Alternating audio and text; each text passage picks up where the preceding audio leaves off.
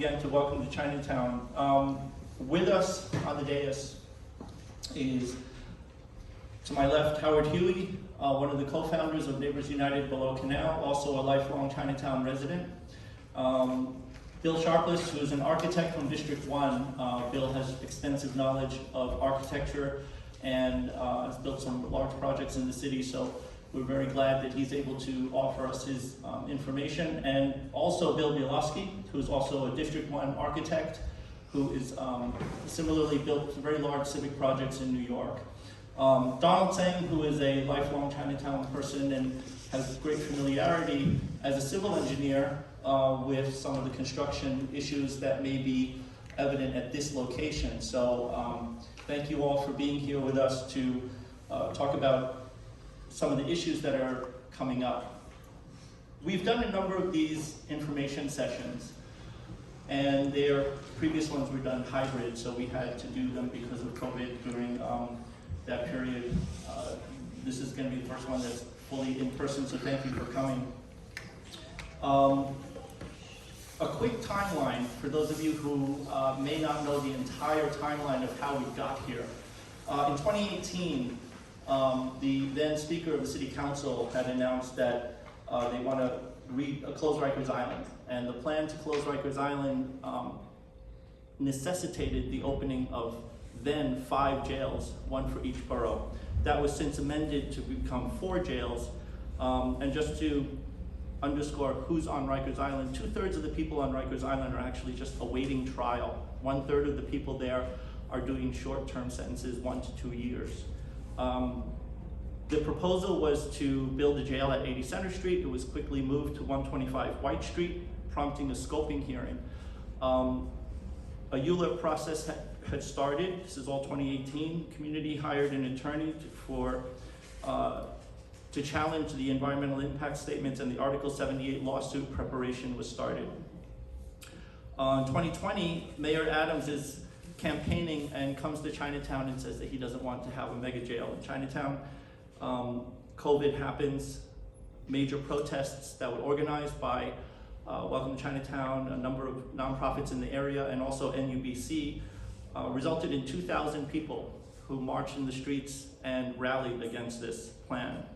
A number of us, some of us are in this room, got arrested, standing in the way of the progress of the jail. So we became known as the Chinatown 10, and we've heard from many people that there's a lot of people in Chinatown that will continue to get arrested if we don't feel that this is going the way we want. Unfortunately, even though the community had planned an adaptive reuse solution as an alternative to full demolition, that plan was rejected by the city on Memorial Day weekend of this year. We were able to achieve a number of things by coming up with a solution.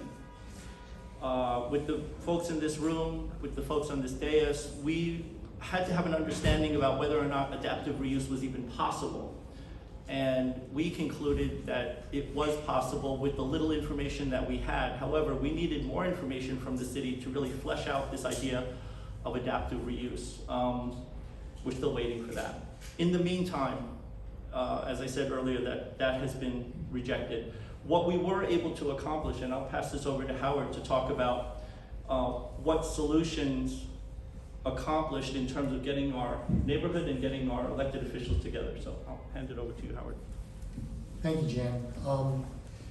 Though we did not succeed in our plan in adaptive reuse, there have been many successes in our community. When team up with fellow activists in the Bronx, Queens, Brooklyn, such as Arlene Parks and Dominic from Queens, we worked together and separately to fight the construction of these mega jails. Our Article 78 lawsuit showed our mettle to the city, along with our community participation during the ULIP process. And the first march through Chinatown, where we teamed up with Wayne Y and Tech to show our result. This resulted in a reduction of not only the Chinatown jail from 450 feet to about 300 feet, but similar reductions in scope to the Bronx, Queens, and Brooklyn sites. As Jan said, the second march through Chinatown, as well as several rallies, as well as the rest of the Chinatown 10, serves notice to now Mayor Adams that the community will keep up the fight, as well as garnering support. All district representatives coalesced around our community resolution on adaptive reuse and continue to be united with the communities in demanding a meaningful seat at the table.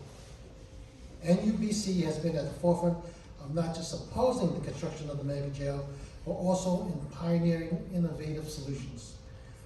With the strategic guidance of Vic Lee, the visionary leadership of co-founder and Councilman Chris Morte, dedicated support of Assembly Member Grace Lee, Senator Kavanaugh, and Congressman Dan Goldman, we championed the idea of adaptively reusing the existing jail structures.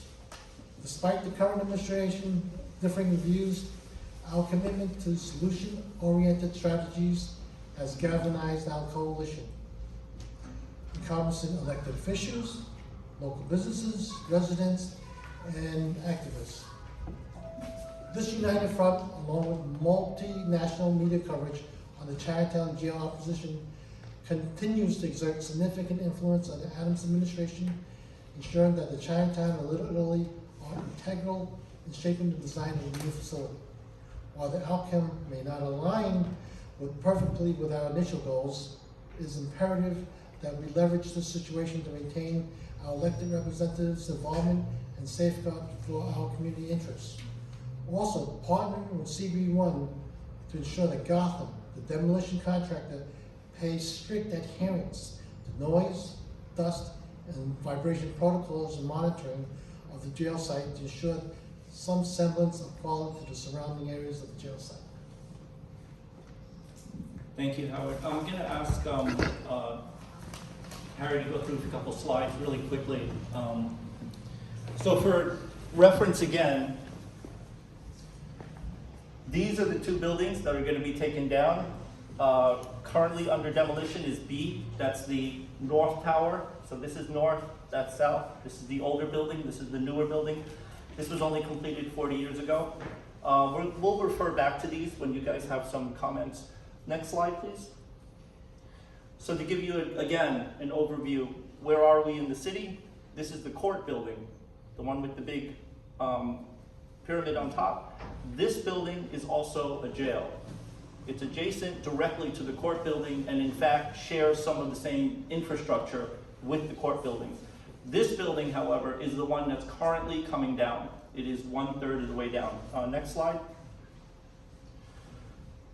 One of the council members has said, you know, the city doesn't keep a good eye on deep digging impacts on neighboring buildings. So this is known to our city government, this is known to our city council members, this is known to many public officials. Next slide. This is the conditions today.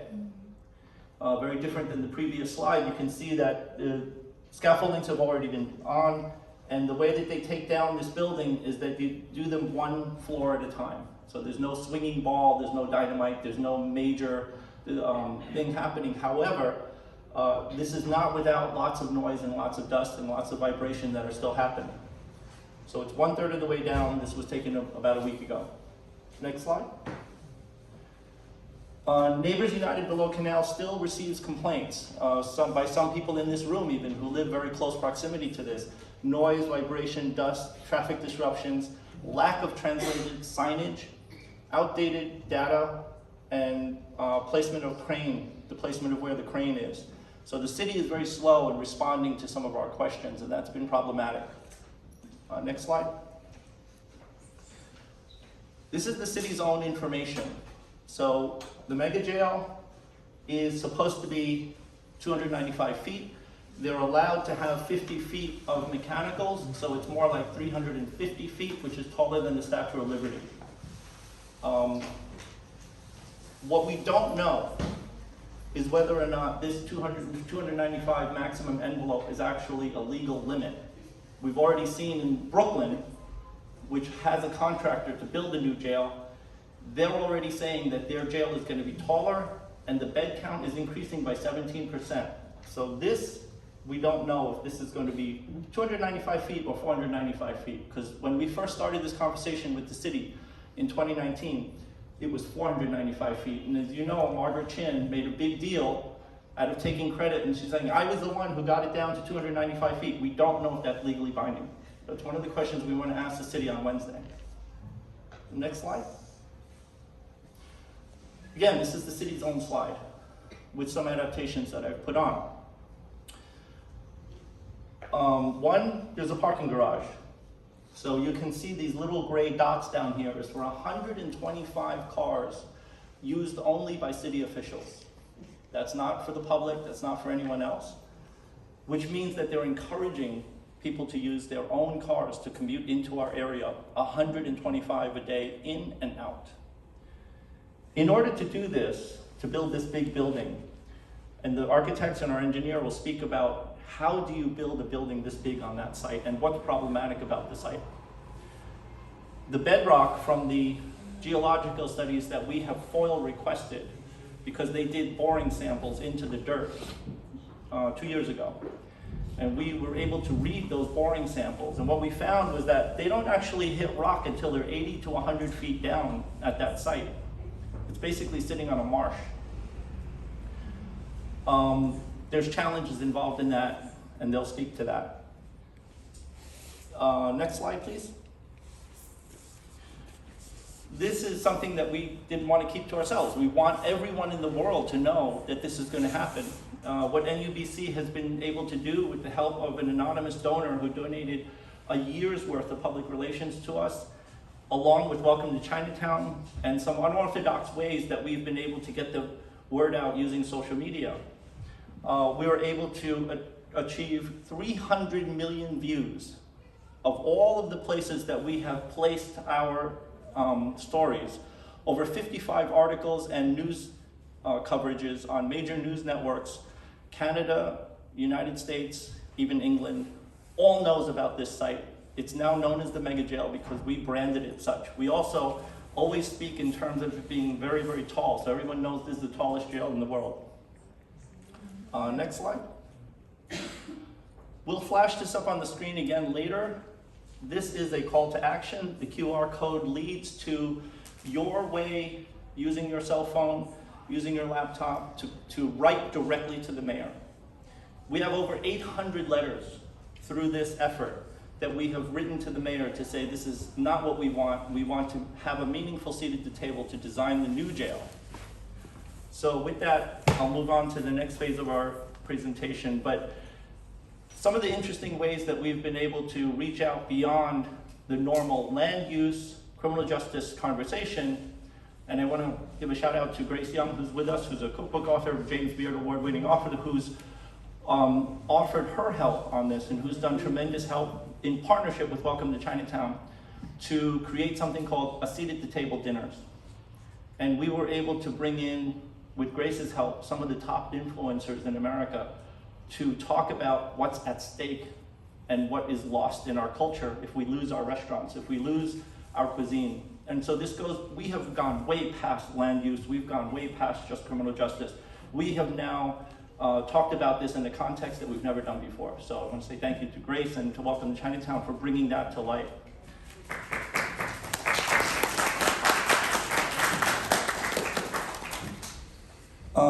And we'll have time for questions at the end, but I want to give Bill Sharples and Bill Bielowski and Donald some opportunity to talk about what's at stake here. So maybe we could talk about what a design guidelines meeting should be and what it has been. Okay. Well, it's an honor to be speaking with everyone here tonight. I live about 2 blocks from the site. I'm on White Street, so I have a great view of this look to the site. So, look, what Bill and I have been involved in, as a few other architects and engineers, is just the process the city's going through in terms of procuring the contractor who will be the design build team who's going to be building this project, and the process. And obviously during COVID, when everyone was remote, there were some design progress meetings that we all went online, and a lot of you, it was really a big turnout, but it was, what was presented to the community was embarrassing. As an architect, we weren't presented any design. We were presented, you know, colors of cobblestones, street furniture, types of trees. Really, at the end of the day, you know, Bill and I and many other architects and engineers are obviously held to a very high standard when we present our work to the city and government agencies. You know, I would just say stressing city planning, for instance, when you know, Amanda Burden under the Bloomberg administration was head of city planning, she would get into every detail, from color to materiality to proportion to everything. And what Bill and I have been stressing to Jan and everyone is that that's the kind of conversation we need to have. Not about street furniture, not about what the color of the curb will be, not what the trees are planting, but what this building is going to be like or look like. But more importantly, how the building meets the ground. One of the biggest challenges about this site is it's not a four-sided building, not like what we see in the other three boroughs. Can you go back to the original slide, maybe with the A and B? If you've seen photographs of the HOK design for the Brooklyn Borough-Based jail, it's a four-sided building, has access for all four sides. This project only has access from two sides, Center and Baxter. So when you start looking at the amount of program, whether it's public, private, the parking garage, loading docks, how you bring, you know, escort, you know, people in and out, it's very limited. And then, you know, the question in terms of congestion, all these things that obviously Jan's already, these are the kind of things we want to see as architects, engineers, as community members.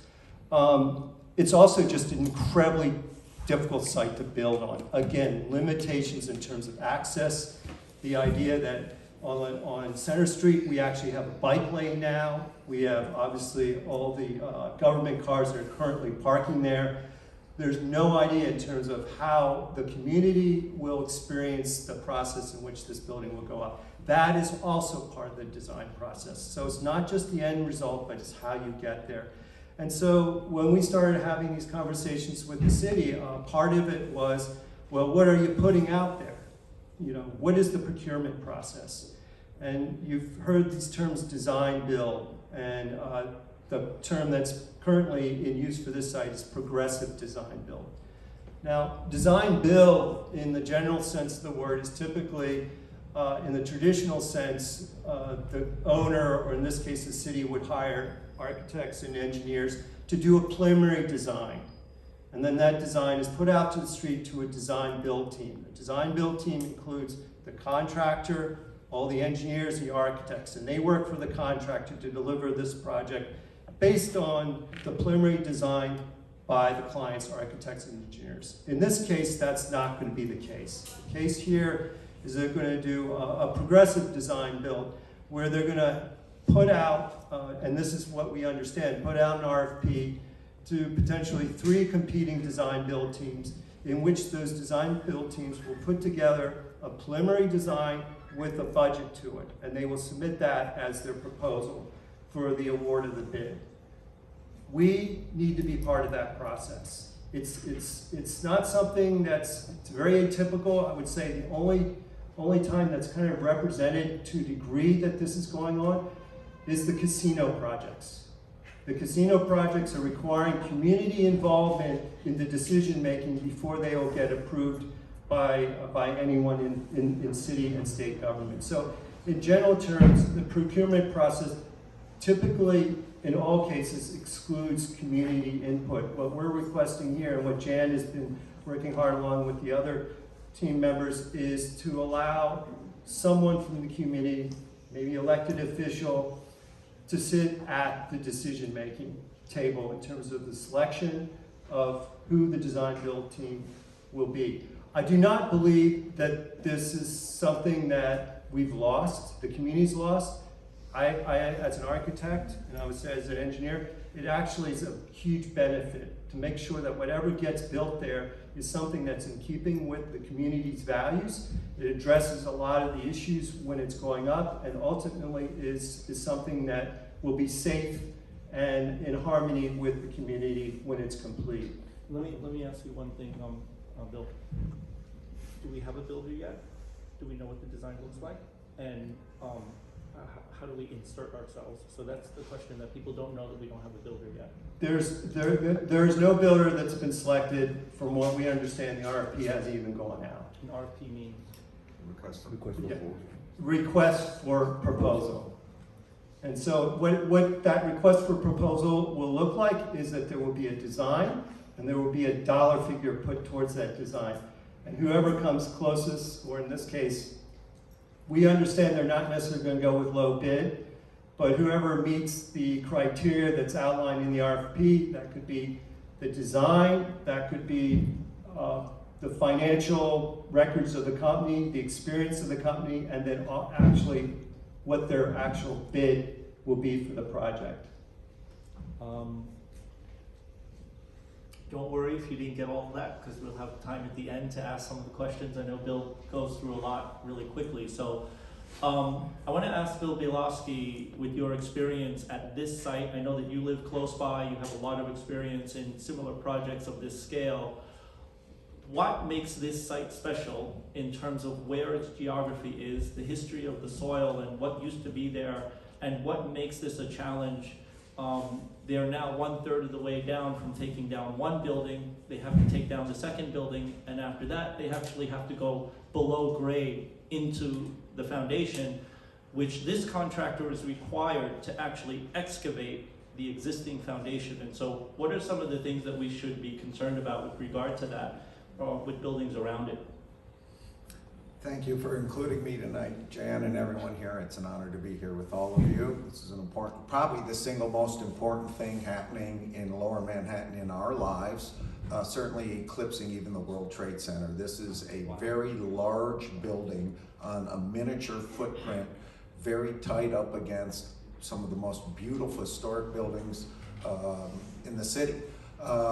The jail site sits on the old Collect Pond, which was a marsh which was very poorly filled in the early 1800s.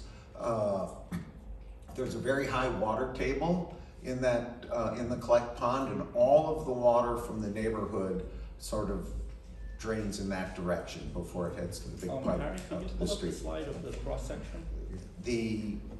What the city is proposing to do here with this very big building One more.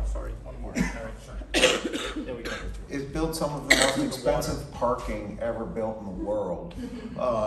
What's going under the building that's going to hold up the building will be big foundations, as Jan said, will be caissons that'll go down to bedrock to hold up the building. They won't rely on friction on the side of the piles, they'll end bare on piles. But in order to build this building and get the old foundation out, they have to manage all the water that's about 10 to 16 feet down into the ground. And that's going to cause them to build a bathtub. And the bathtub, very similar to the bathtub that's built down at the World Trade Center, is essentially a 5-sided concrete box. It's a very complicated process to build, especially when you are inches, literally inches away from another tall building. The process that they'll use is a technical thing. It's called a secant pile is what they're likely to use, or a slurry wall.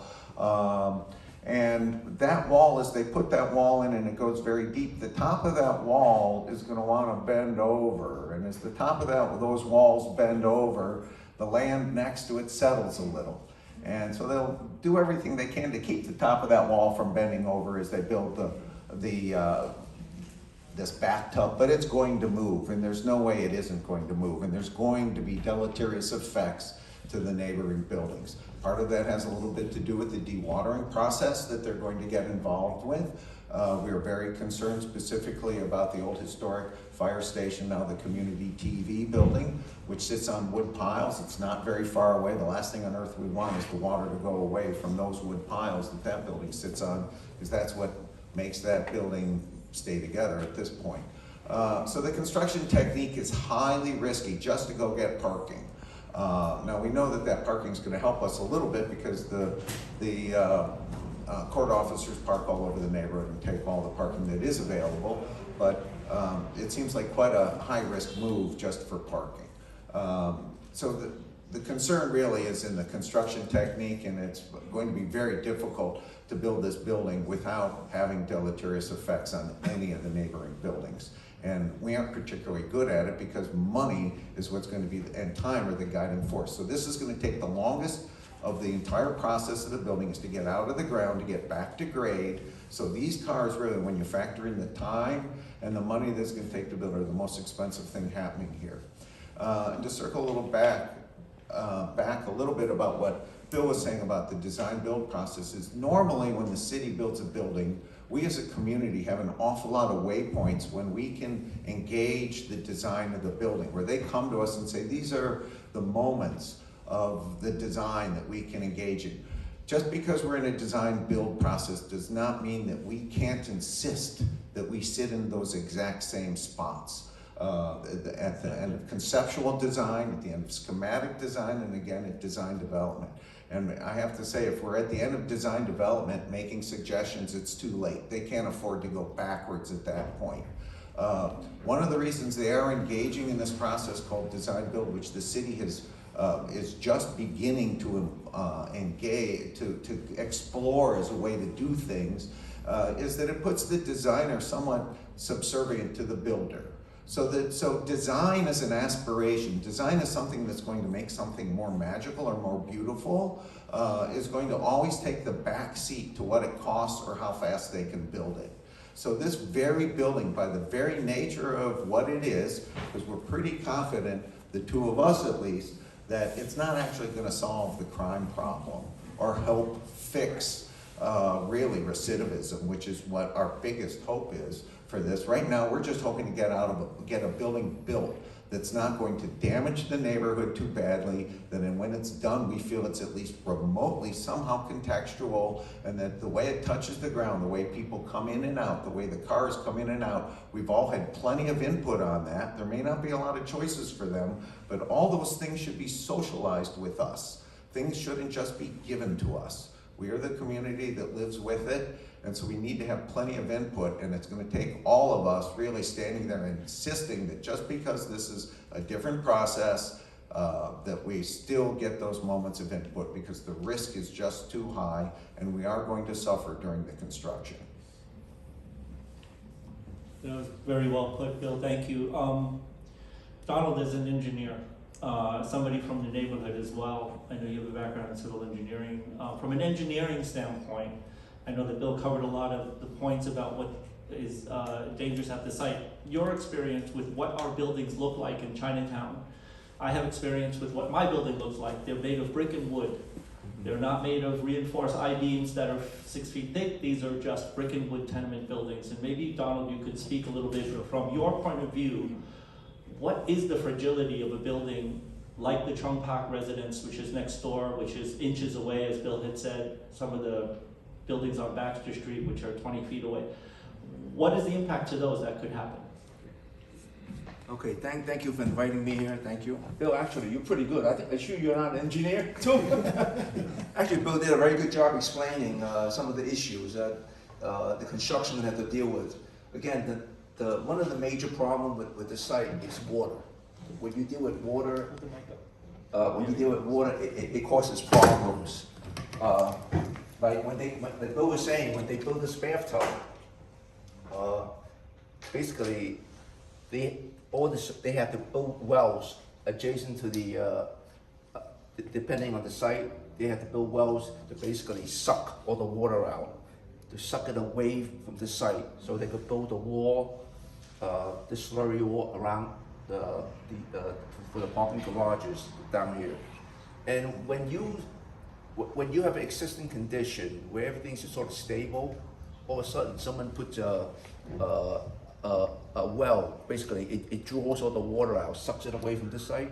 So it's likely all the other surrounding buildings, it could be impacted because they were just there sitting around. All of a sudden, water's being taken out, so things sort of sag.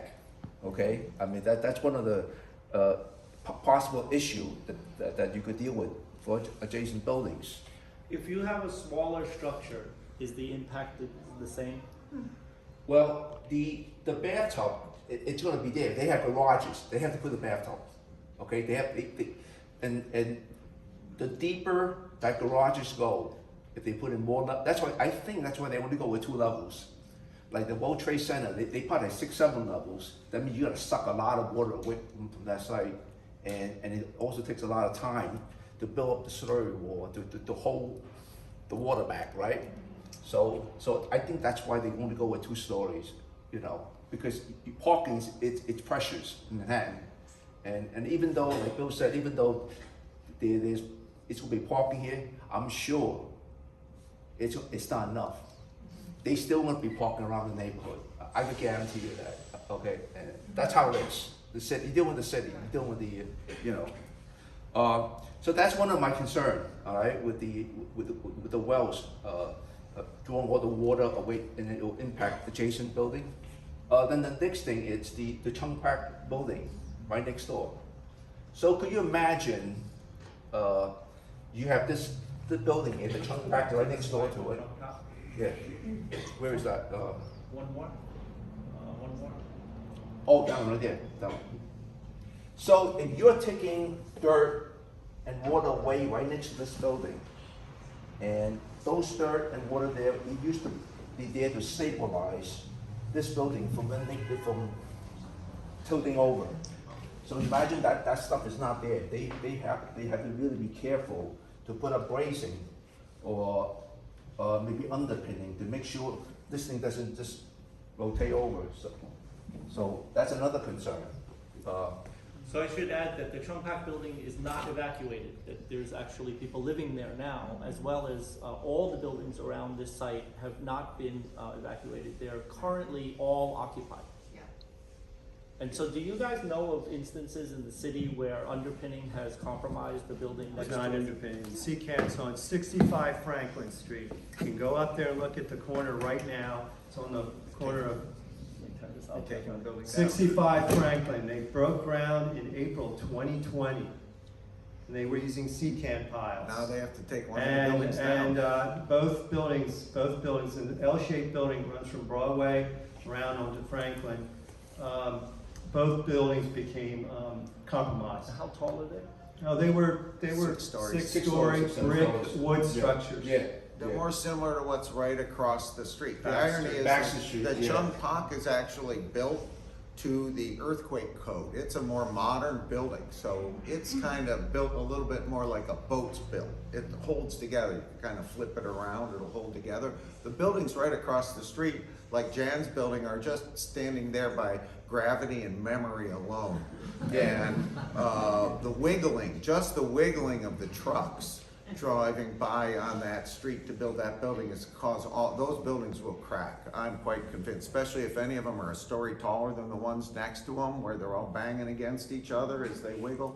There will definitely be cracking from this project. Yeah, I think just to stress that, look, there's always a means to engineering means to figure this out. Right. What we're asking is transparency in the process. That includes seeing what the proposed means and methods for this foundation system, for the excavation, for the dewatering, as Howard's brought up.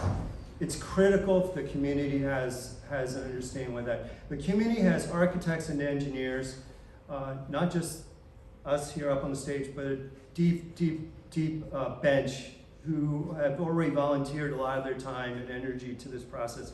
We are here, we want to see it. The other aspect that's important to understand is the subway tunnel, the J line. You know, when we build next to a subway tunnel, we have to go through an incredible amount of process with the MTA. You don't even get to the building department until the MTA signs off on not how you're excavating, putting your foundations in, but what the superstructure is going to be for this building. That means fully designed before the MTA signs off, and once that happens, then you can go to the building department for your construction permit. So there's a pretty incredible, deep process here, and I think what we're asking is that we would like to understand what this contractor is proposing in terms of the excavation, the foundation work, what we call means and methods. And so we can look at in terms of whether that there's potential impact. Now, we shouldn't go and say that buildings are in threat of falling down. That's the last thing. What we want to do is be there to support, not only be transparent with the community, but also support the city agencies in doing the right thing and the right job. And again, we do not know who these contractors are. We don't know if they're in town or out of town. And if they're out of town, that's big. It doesn't matter if you, and honestly, as Jan said, no one has built a tower jail like this. So no one has, this is the most complicated of the 4 sites. It's gonna be the last one they do. So, if they do it. And it'll be the most expensive of the 4 because of all these issues that are being brought up. It's incredibly important that the community has a seat at the table to understand what is gonna be built there, but also how it's gonna be built. It is forever, so it needs to be good. And that's our part, to make it good by community input. And, because it's going to be here a really long time. Well, the last one was only here for 40 years and they're taking it down. So there is a cycle, I think, that we can't ignore here. And at NUBC, we've been very vocal about breaking the cycle of incarceration for profit, which is what we see happening, particularly at this site. For those of you who don't know, historically, this site has had some form of a jail at it since 1838. And so what you're looking at is another iteration of previous jails that were small, that became overcrowded, that were torn down to build a bigger jail, to have it become overcrowded, to be torn down, to build a bigger jail. And so, you know, generations from now, we don't want people waking up to saying they're tearing down another jail and building a bigger one because the last one was overcrowded. So there's a number of things that we could summarize here. One of them is that we already know Brooklyn is the only, out of the 4 jail sites, Brooklyn is the only one that has a contractor ready and contracted with the city. And that contractor has told the city of New York, we are $1 billion over budget before we even put a shovel in the ground. And we are 2 years beyond your mandated 2027 deadline. And that mandate of 2027 was pushed back by de Blasio by 1 year because of COVID, an arbitrary number to push it back 365 days. And I think that before you even have a design and shovels in the ground, how did you know that 1 year would be sufficient? Clearly, I think that was something arbitrary done with the previous administration. We also understand now every news headline that we read is about the budget. And we understand that there's austerity measures that are coming our way. Our kids are not going to be in the same schools that they were a few years ago because of these measures. So there's budgetary constraints. As Bill had said, this is going to be the last jail. What are they going to do with Queens' budget, and then the Bronx's budget, and then the Chinatown budget? What are we actually looking at? And as our assembly member had said, with all this in mind, why are you tearing these buildings down? Which comes back to our original plan, which was adaptive reuse. And so the city has acted very quickly to make sure that that's no longer an option. I'm gonna stop at this point for questions and answers and see if you guys have some questions, but I do want to take a moment to talk about Wednesday. I hope all of you can at least grab one friend to come to Wednesday's meeting, which is a city organized meeting. This is not an NUBC meeting, this is organized by the City of New York, because we have pressured the city to say you must engage with the community on the design. This is the 2nd or 3rd design guidelines workshop that the city is putting on. As they have said, the previous ones were literally a slide where they would show us a picture of a bench and a picture of another bench and say, which bench do you want? And our questions that we had spent 2 weeks preparing, which we had pre-submitted to them, were all not answered. And they did it in a seminar style so that we couldn't interrupt their slideshow. This is gonna be in person. This is gonna be different. They're gonna try to break people up into groups as a design workshop group. And I hope after you understand what was said tonight, when someone approaches you and says, what color are the benches, I hope you have another answer for them. And we can talk about how to structure that. A lot was said tonight. Donald, Bill Bielowski, Bill Sharpless, Howard Huey, if you have a question directed at any one of them, please let us know. So I'll take questions at this point. Karen, you had I don't need a mic. Okay. Karen can talk loud. She's a teacher. Karen, talk loud. So, What was the reason, what's the rationale the city used for rejecting the adaptive use design? What was it? I think it is a good thing that the coalition had expanded influence outward. Perhaps it is now time to come back inward, because I remember 40 years ago when the North Tower was built, 20,000 people marched on the street. I looked around the room today, I see some residents of the neighborhood, but I don't see many of the residents of the neighborhood, especially the seniors in Chong Park, residents on Baxter Street. So maybe we should think about how to bring it back inward now, especially if the Wednesday meeting is so important. We have a couple of days to do whatever within our power to draw residents of Chinatown to that meeting. And prior to that, I think information such as what you had just disseminated needs to go to the residents. I'm very sure no one knows about any of this.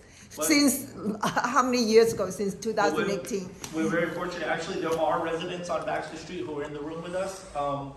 Those folks are the ones who are our conduit to what's happening on the street, and we're fortunate that they're constantly giving us up-to-date information.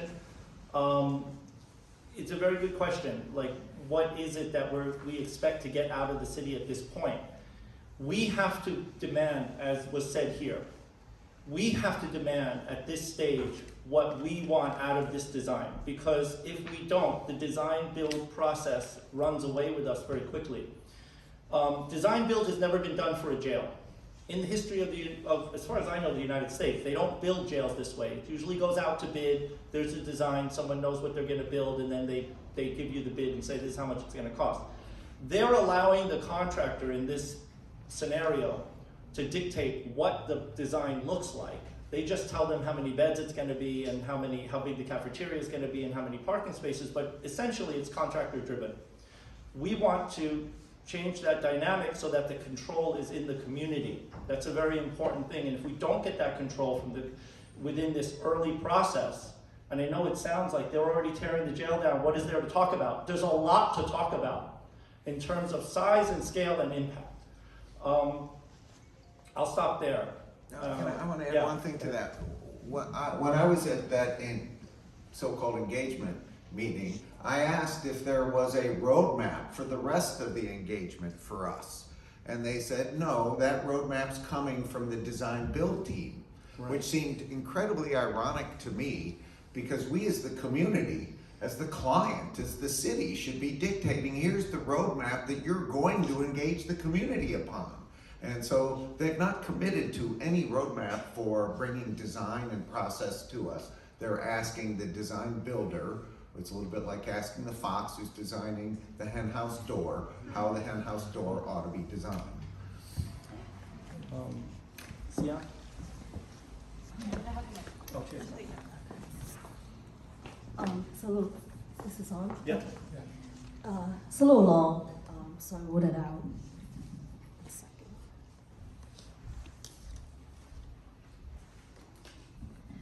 So thank you for holding this meeting. I'm participating as a local resident, a mother, and an artist.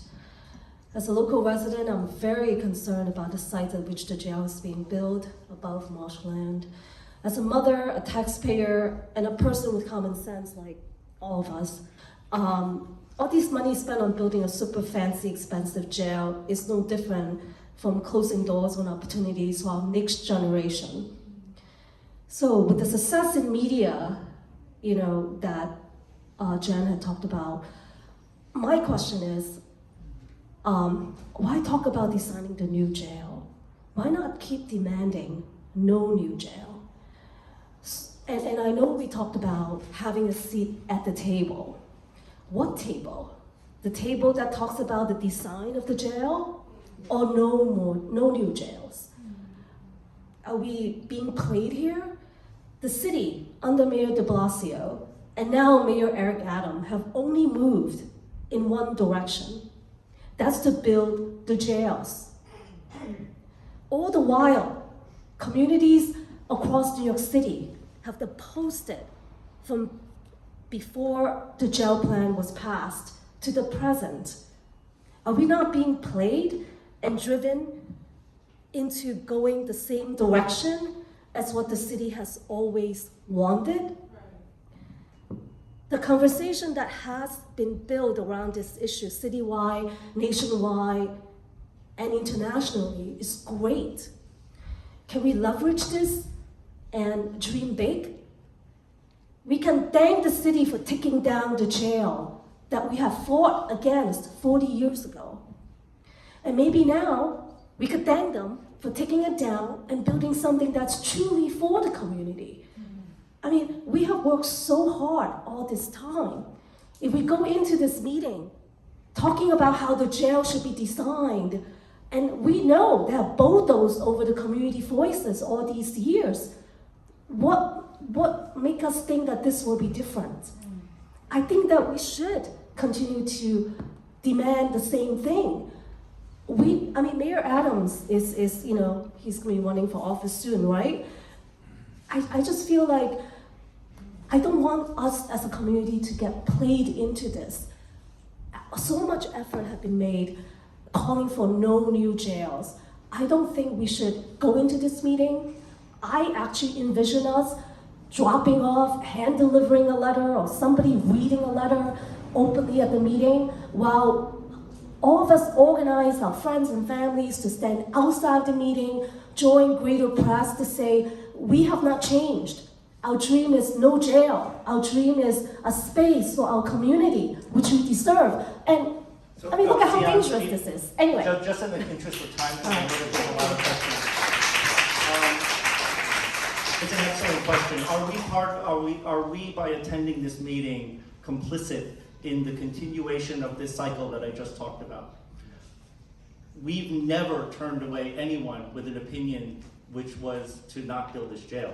In fact, that's the underpinning edict by which this group was formed, was to not build this jail. And that's why adaptive reuse made sense. There's nothing stopping anyone from coming in and saying exactly that, expressing them. In fact, I would encourage people before they speak to say, I have something to say about the design of this jail, but I am here under protest. I am here not in agreement with what's going on. I am here under protest, and I have something to say. And so I think that is a suggestion about how to do this, but I know you have a suggestion about how you want to address the group that's there. Our viewpoint is that if we don't participate in this, there are many examples throughout the city of New York where the city says, thank you very much, and they go back to their design team, and they make money on our project, and they make money on our community, and say, thank you for being quiet, we're gonna be over here, and you're gonna get what you get. So we have committed ourselves for 5 years plus to understand this process, to understand the dangers, to bring that information to you so that there isn't complacency. And I'm glad that you feel that this is a strong thing to fight for. But if we don't have the information to give you and to not have someone engage with the city, our elected officials also drop off one by one.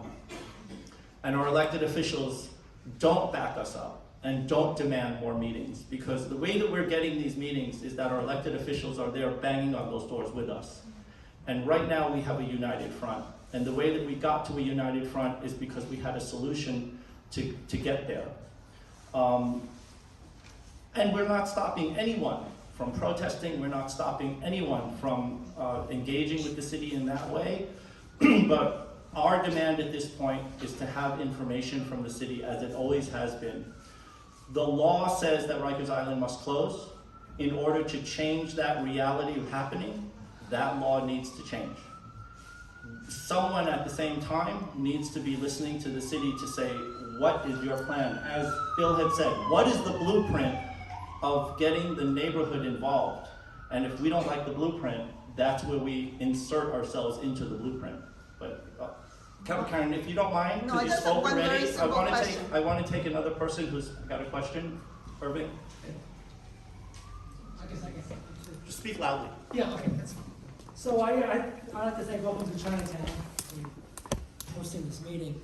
I need to have a different tact on an approach to this question.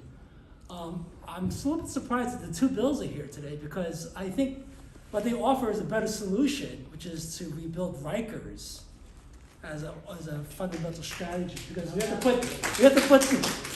put the inmates somewhere, and I think they should be presenting that plan as a real alternative solution, strategic solution to this problem that we're dealing with. But having said that, we do have an issue with the mayor, who realizes that he can't close Rikers right away, and he actually had a press conference and pleaded that, look, I can't close Rikers. The inmate population far exceeds the number that's required to close Rikers. I think they have like 5,000 inmates, and they're like 3,300 that's required, and way above. And said, I can't close Rikers. So how does the city council respond? He responded by saying, okay, we're gonna reconvene the Lippman Commission, commission that basically said, crime is down, we can close Rikers Island, which is a total disaster.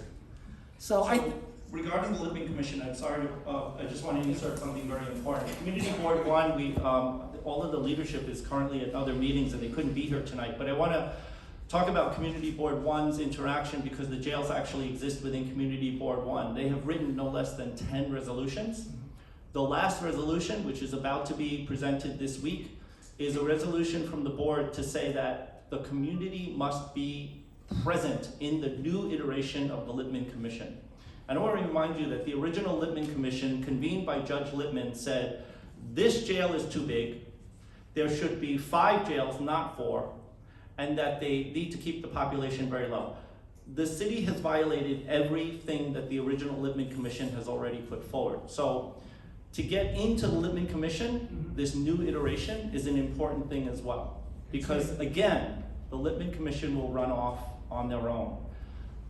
You bring up Rikers Island, which again, we've never said nobody should be talking about Rikers Island. We are not going to stand in the way of that, but the reality is there's only so much that we can do. There's only so many things that we can keep on top of from this hyper-local issue, which is to defend and protect Chinatown.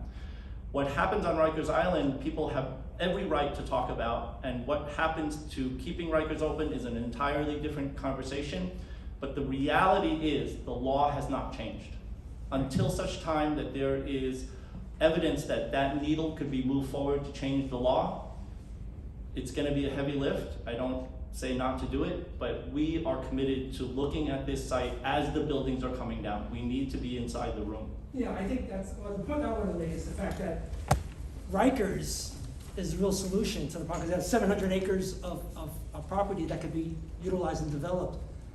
But the fact that that's not currently available, I get the suspicion that they've already raised the Brooklyn jail's height.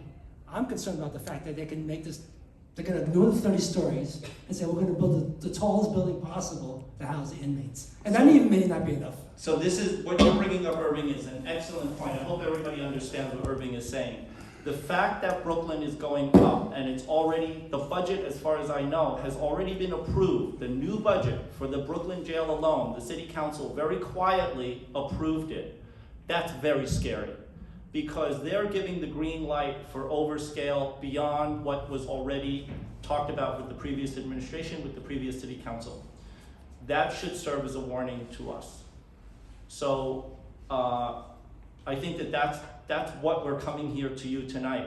We're there, we're at that point where Brooklyn is our warning sign. And then we have a little bit of time as these are coming down to preempt anything larger. And as Irving had correctly said, at the end of the day when they build these 4 jails, they're still not at capacity. So why do we have to be the one to have the largest one? We should be advocating for an extremely small building. Lotus. Is the federal government The microphone. Is the federal government intend to take over the Rikers Island? So there's been a lot of talk about a federal monitor being brought over to Rikers Island to monitor it because of the perceived mismanagement of it. It's actually clear that Can it's you been use mismanaged. this time to change the law? Use this chance to change the law. The federal government can intervene. I would need our legal experts to weigh in on this, but the federal monitor has not been given Rikers Island yet. If that were to happen, our understanding is that the Department of Corrections no longer actually manages the island. It's actually under federal control, which could be the Army, could be the National Guard, it could be an entirely different personnel. Until such time that happens, we don't know. It actually doesn't matter what happens on Rikers Island. I want to be really clear, because the jail issue here is moving forward under contract. This contractor has to tear down the buildings, dig a hole, and leave the land flat. That contract is not stopped. So whatever happens on Rikers regarding a federal monitor taking over, whether or not they're going to renovate Rikers Island, this contractor and this, at this point, is still moving forward. So we have to be very concerned. I'm sorry, go ahead.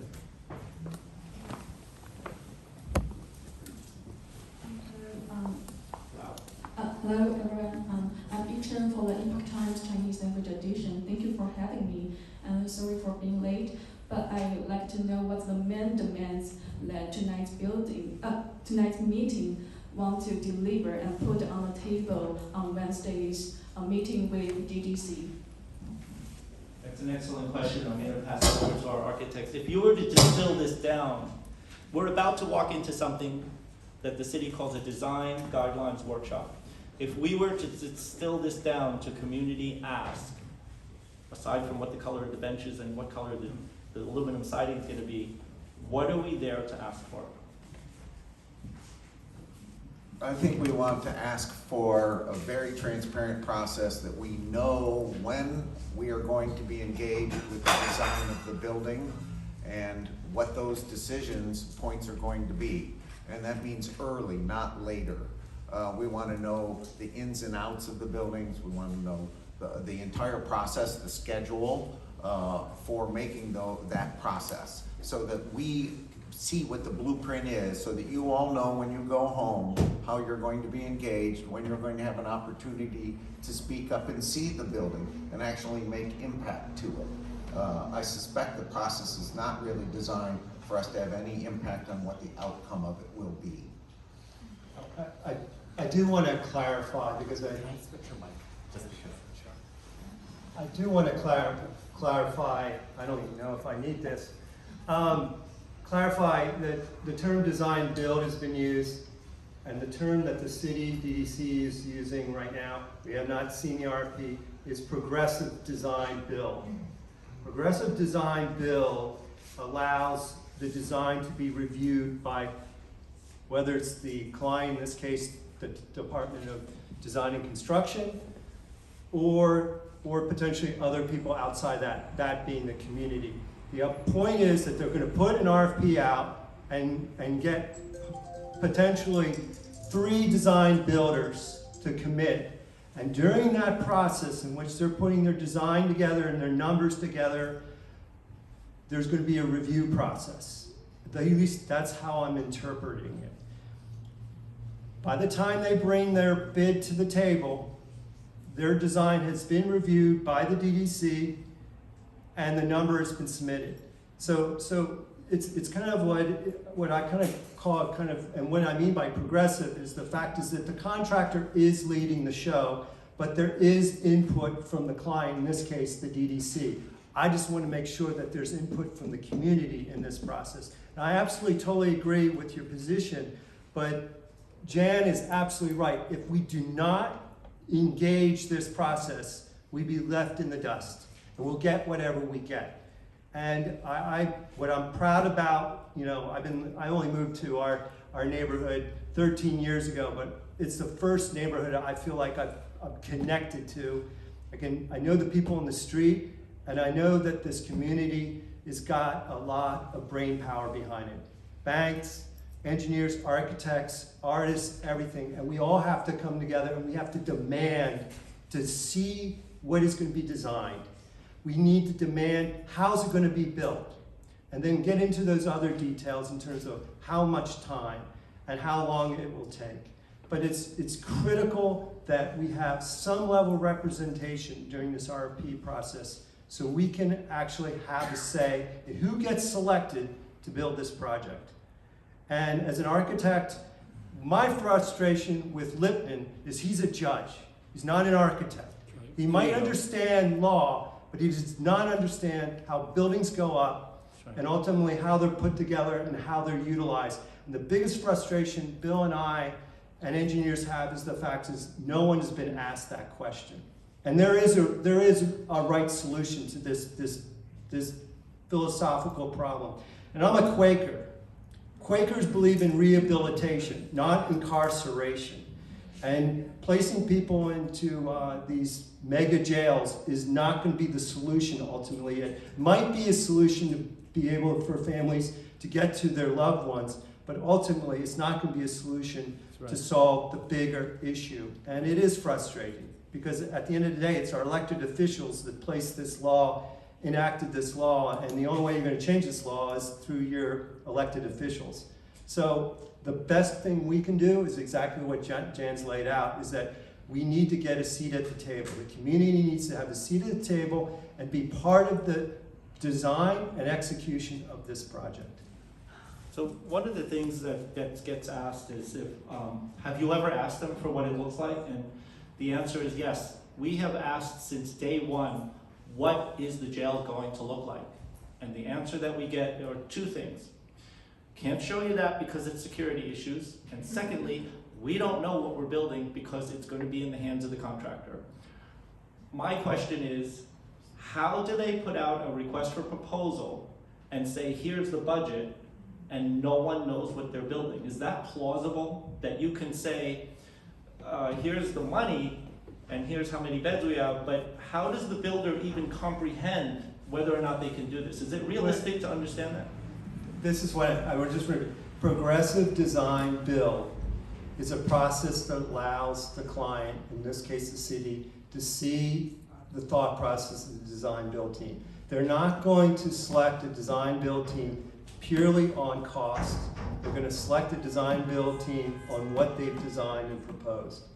They're also going to look at the capacity of the contractor, his experience of building a building of this complexity in a highly dense urban community. All these will be elements that will go into the decision-making process. But there will be a design that will be selected that's tied to a cost. So it won't be, it won't be a surprise. And actually, that's I think it will be. I think well, the design's gonna change as money runs out. Oh, well, that's along all the process. So the Yeah, progressive right, design build thing, right. the whole point of design build is this building's gonna take so long to build that they need to get it going, and they're gonna be able to finish designing it to the very, very end to figure out what the last cost is. There's no benefit in that. The benefit's begin building before we finish designing. So there's gonna be foundations design and the superstructure. So we're gonna have some idea regardless of what the outside of the building looks like. But the things that we really care about, even long before that, is the engagement of where do the cars pull in? Where do the people walk in and out? Those are not givens. There aren't a lot of choices. There are only 2 streets, but we should all be engaged in that. Can I finally? Sure. Can I ask it? Yeah, go ahead. Okay, so I still want to come back to what I originally asked. The information has gone outward, and you have a great sphere of influence outside the community. Perhaps it's now time to come back to the core, because this information is important. And I agree that we must demand a seat at the table and that transparency must happen. However, it will not happen until we mobilize a large turnout on Wednesday meeting and subsequent meeting. I want to go back to the 20,000 people on the street 40 years ago. And I'm asking, what are we to do? Because there are many of us here who we have not reached the core of Chinatown, who are mainly Chinese speaking. The press can only do so much. But I, for example, when I go out to the association tomorrow, what are some of the things that I want to say to them so they can feel the urgency and come to the meeting? Because this is... Karen, I think you answered your own question. I think you answered your own But question. it depends on all of us, not just Karen. I'm depending on you.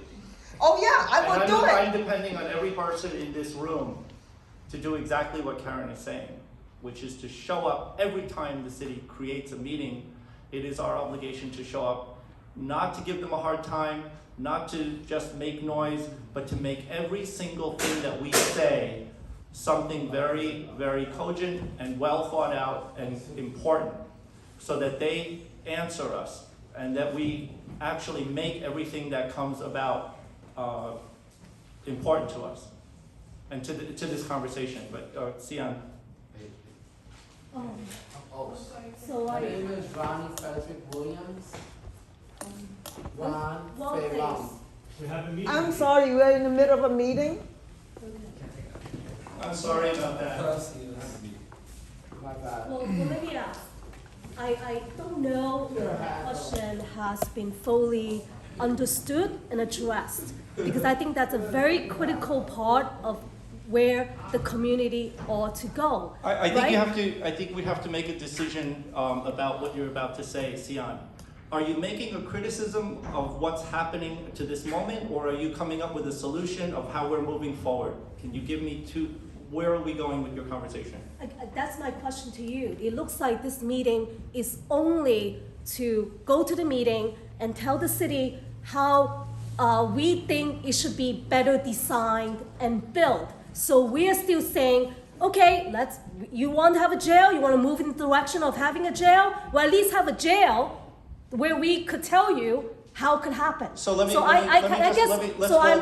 My question for you is, all along, the movement had been to try to slow them down, ask questions, but at the end of the day, still to say no new jail. I guess the question I have is, are we here to solve the city's inaptitude in potentially building a good jail so we can actually, share our knowledge, our information, and then, so at least we'll have a jail where we have input?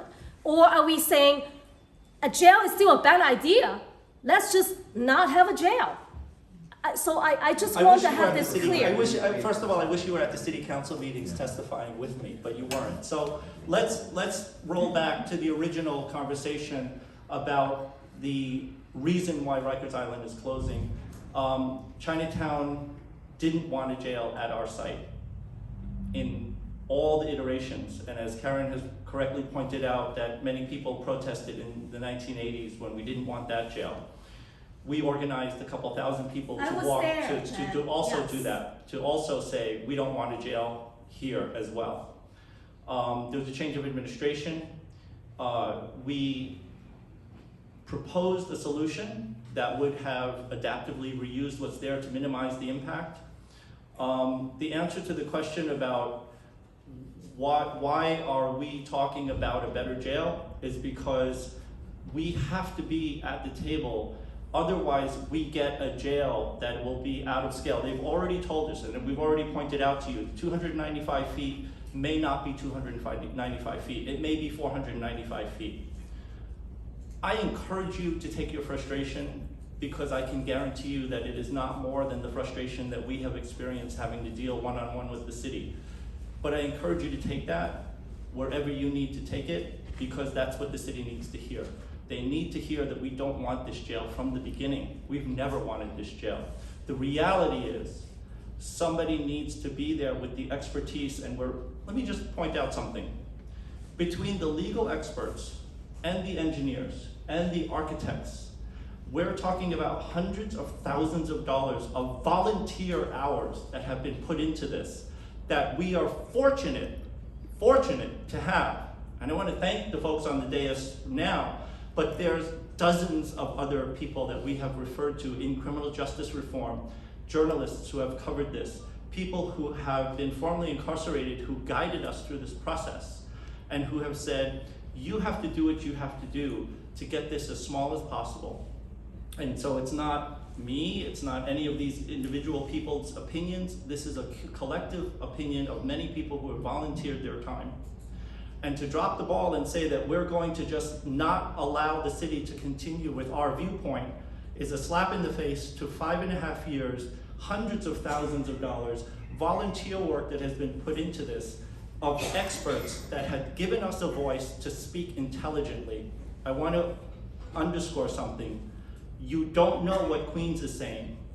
You don't know what the Bronx is saying. You don't know what any other borough is saying. But you better be damn sure everyone knows what Manhattan is saying. And that's because of us. And that's because of the people in this room. And that's because of the people that have put in hundreds of thousands of dollars of volunteer time to give us an educated voice, and that the city is now listening. The new administration is listening, because they know that we're coming to the table with an educated voice. You don't have to explain protesting to me, I know it very well. That is a tool. I am not saying that people should not protest. In fact, there's lots of room You to, arrested, right? there's lots of room for that. Yeah.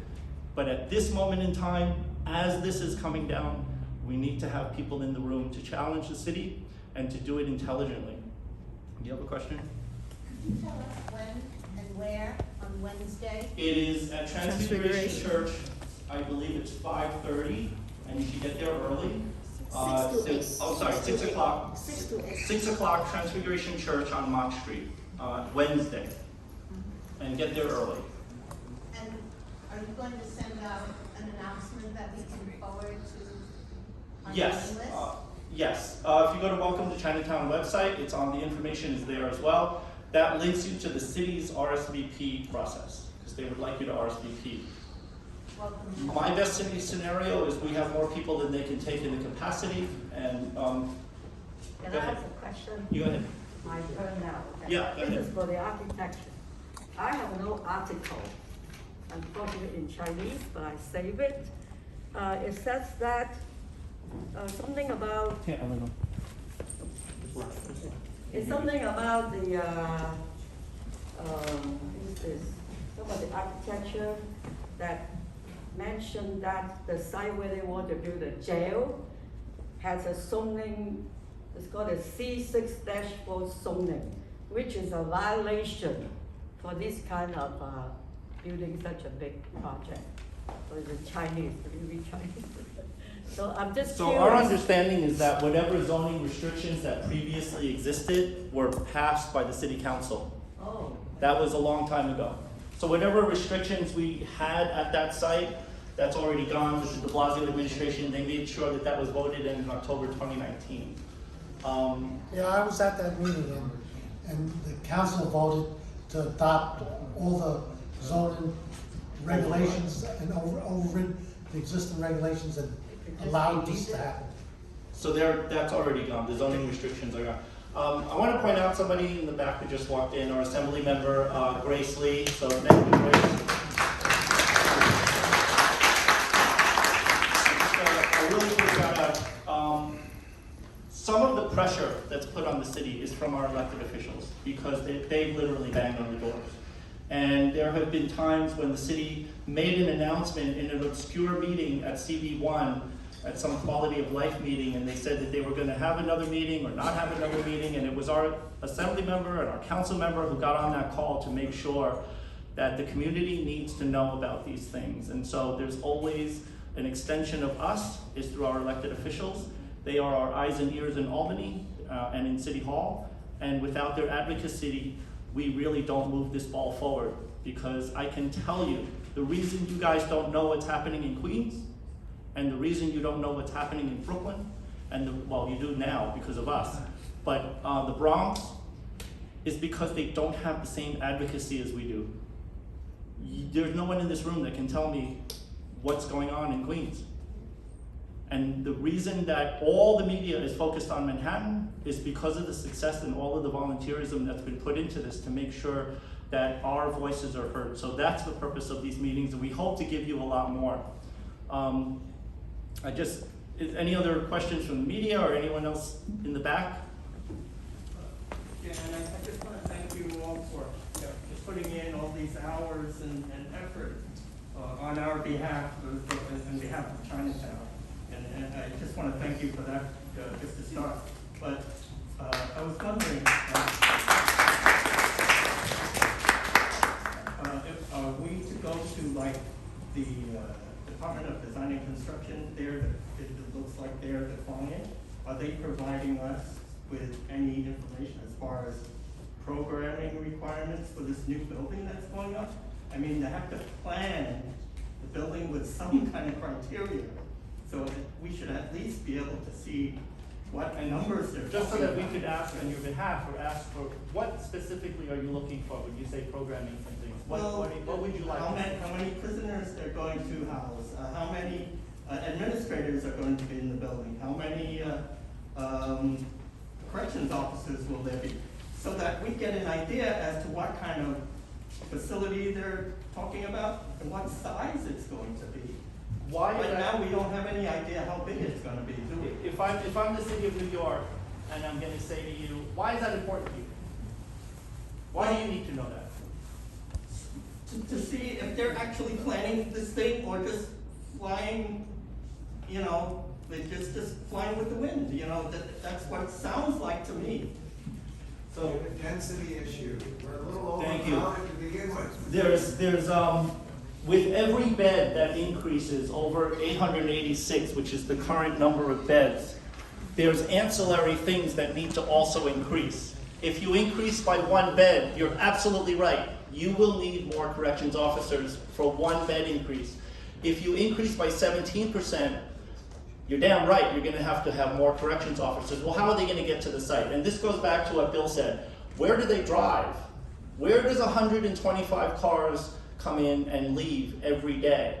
Where does the linen truck come and deliver the linen? How does the food get delivered to this? Where does the sewage go? How do we impact our community with the addition of every single bed? So what you bring up is an extremely pertinent, exactly the right question that should be asked on Wednesday.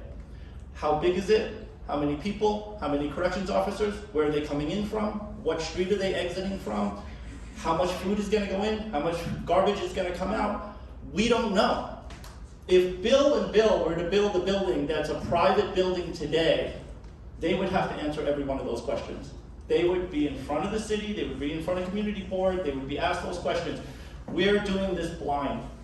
So the importance of your question, I can't emphasize enough, is exactly the type of question that we need to ask at a design guidelines meeting. And that answer to whatever you get as an answer is what we're going to record. My feeling is that they're probably not going to share that. Ben, Harry? 5 minutes. So we have 5 minutes, I'm being told by our host, Harry, and I want to just take this moment quickly to thank you all for coming. But Irving, you have another question? Yeah, I just want to say that I think this movement should also include that we need to force the city council to reverse the vote that they made in 2019 to reopen Rikers if necessary, because I don't think, even with the skyscraper jails, it's not going to solve the problems. So you bring up a very important political question, and that's asked of us a lot. Why aren't you trying to change the law? You change the law with a growing amount of evidence of how you're going to affect this District 1 neighborhood. And you talk to your local District 1 representatives to say, here's the information that we've got. This is going to be a disaster. This is going to be very deleterious to our community in a number of fronts. Our elected officials then have to get allies in the state and in the council. And that's where it's up to them to make those alliances, to make sure that our voices are heard in the council and in Albany. And so as I go back to the fact that we have an alliance, a good coalition with our elected officials right now, from Congress all the way down to district leader, they can't act if we don't give them the information first. And so it's a reciprocity that we have to preserve, that we want to make sure that they have all the facts, that when they come to us and say, Bill, why would anybody on Baxter Street be convinced? I need to be convinced of that. We have to have the evidence to talk about, and that's what we're doing now. If they can convince their colleagues, then we got a shot. But our job is not to go talk to every single council member. It's over 51 of them. Our job is to give our local elected officials the information so that they could advocate on our behalf. And with that, I want everybody to take a look at this QR code. Please use it. Write what you can use this as a template and add what you want to your letter to the mayor. We have, in only 3 months, garnered 850 letters. That's a lot. And we're hoping to reach 1,000 before the end of the year. So please help us do that. We reach 1,000, we'll probably have another press conference to announce that. But these are the important things that we've been doing, and I want to congratulate and thank our volunteers who've been here, Howard, Bill Sharpless, Bill Bilowski, and Donald Tsang, and our hosts at Welcome to Chinatown for giving us this opportunity to educate you all about where we're at. Please, please, I can't emphasize enough, come on the 29th and give them hell. Make sure that the city knows that we are an educated community and we know what's happening and that we're going to challenge them at every step of the way. And thank you very much.